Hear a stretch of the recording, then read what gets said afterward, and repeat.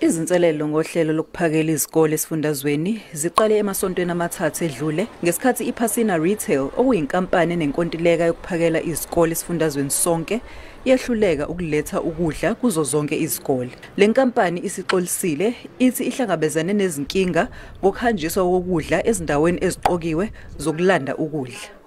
Ngesonto eledlule umnyango wezemfundo esifundazweni ungenelele ekubuyiselweni kokuhlinzeka kokudla ezikoleni eziningi. Umnyango uhlele ukuthi izinkampani ebezihlinzeka izikole ngokudla ngaphambilini ziqhubeke. Ipacina Retail iziphikile izinsolo zokuthi ayikwazanga ukuhlangabezana nezibopho zayo.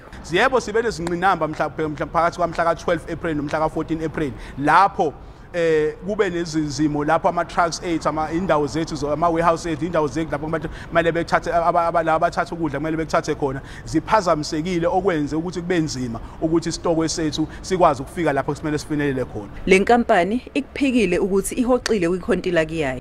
Sisayimisele siyaqhubeka nokusebenza.